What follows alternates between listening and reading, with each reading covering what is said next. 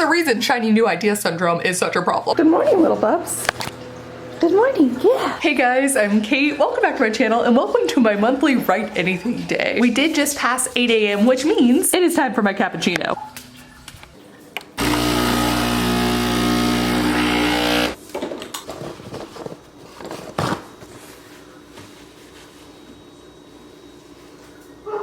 So let me take you back a bit. Last month I did a 24-hour write-a-thon, and yes, I do regret it, where I allowed myself to work on a story idea that was not one that I had already been working on at the beginning of the year. Because of course I have this no new story rule for 2020. But one of the epiphanies I had during that 24 hours of madness was that I could still follow my 2020 rule. You know, stick to the projects I've already started, make forward progress on my goals, while not being quite so rigid. The hard part for me with anything is that I just have a plethora of ideas. And the problem with story ideas as a writer is that they sort of wiggle into your brain and then don't want to leave. You find yourself daydreaming about them, actually dreaming about them, accidentally brainstorming them, casually writing down lines that you think would work really well for them. Anyways, that's where I'm at with Cult School. For those of you who don't know, Cult School was a joke that my brother and I came up with when we made a video together, and now it's just stuck.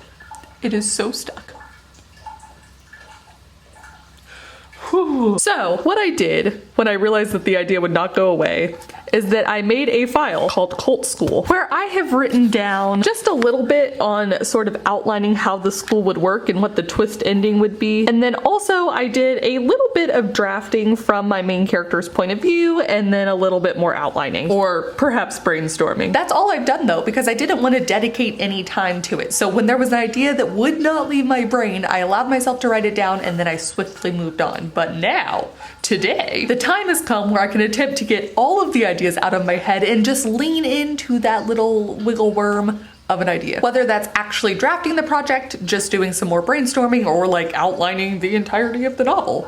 We're gonna find out together. Now, it's not gonna be a 24-hour write-a-thon, but the deadline is more or less today, 8 a.m.-ish, to tonight, whenever I'll go to bed. Then tomorrow, it is back to Camp NaNoWriMo, my novellas, my short stories, and the Third Meridian Maps book. So, I think the only thing left to do, besides drink my cappuccino, is write.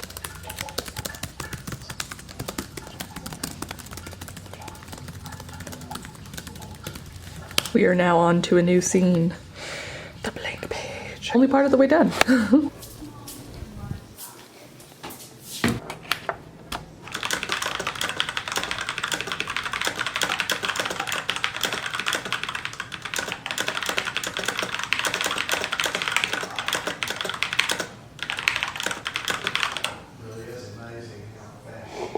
I'm all out.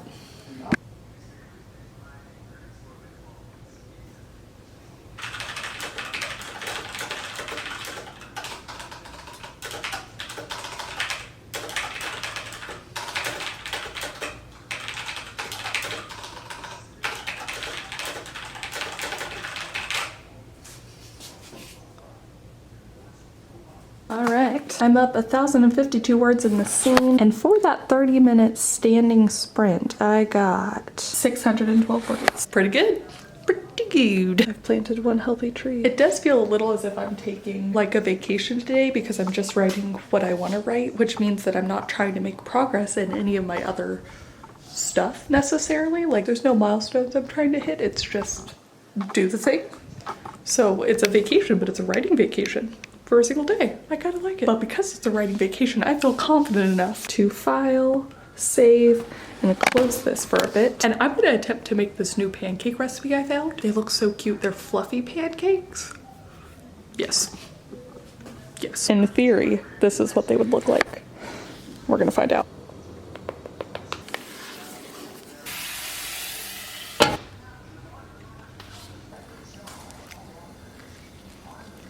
Oh, I think I did it this time.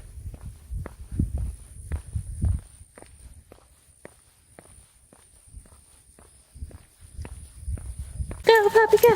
Go, puppy, go. So while I was out on my walk, I had a bit of an epiphany, because it's important that the books start and end with these letters that the main character is sending to the person that he loves. However, I then continued to write the next couple scenes in the point of view of him telling the lover the story in some way, which I liked, except I think it won't work because it's a lot of you. It's cool, it's just not cool for like a whole novel, which this needs to be. This is standalone though, that's a plus side. No. What's he doing? I can now change all of this back to black since I'm not having to check how far I'd gotten. Oh, look at him. So what I'm thinking is first and last scenes are the letters, and then maybe I could even do letters intermixed, but then show the story kind of like, I guess I've just read The Seven Husbands of Evelyn Hugo, so I already had the idea for the letters before I started reading it. That's what always needed to be there, but I'm thinking now I could do some kind of split perspective and have the letters intermixed with the story told from like third person point of view. Yes? I think that's what I need to do. Good realization to have though. I think I'm gonna go backwards because I think I need to write the last letter. I also painted my nails in the time. The claw. Dang it. The hummingbirds.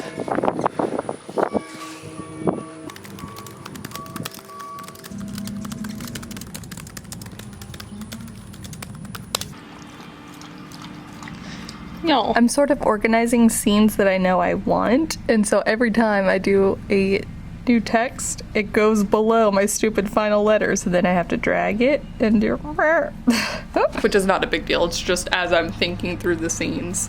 I was going really fast at first because I knew all these opening scenes like I usually do, and then the dragging and dropping was annoying me. Although now I have 2 untitled documents and I don't know what the next scene is, so it is time for some additional brainstorming. Alright, look, I may have gotten a little bit distracted with Miss Boerne, but there's still like a solid 30 minutes before my live stream with Jess, so I have time to get some more brainstorming in. Let's do it.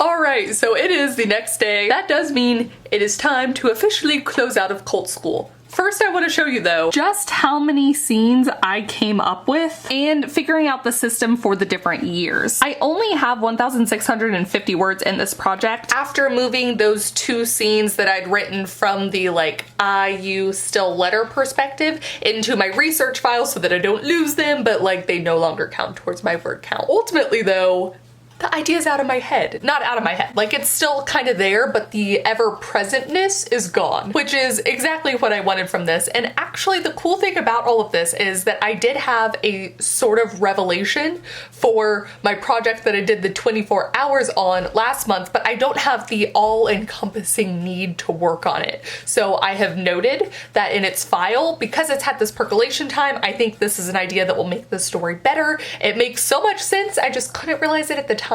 So this has been great. I'm so excited to see through the rest of the year if I will go back to these other projects or if I'll just start new ones again, just kind of explore ideas. And yeah, it's nice to allow myself this kind of creative freedom because ultimately this is one of the parts that I find most fun about writing.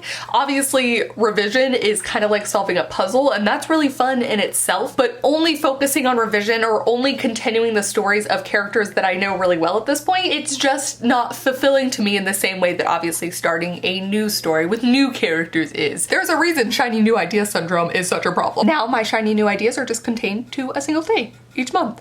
Yeah, please do comment down below. Let me know if you'd ever try something like this. Let me know how you're figuring out the best way to work with yourself in order to be productive on your long-term goals, writing or otherwise. But yeah, thank you guys so much for watching and thank you especially to some of my new patrons this month. Auburn Morrow, Lorelei, S&J, Martina Spakova, A. Jensen, Bailey, and Dawn Creighton. And I will see you all very soon with the new video.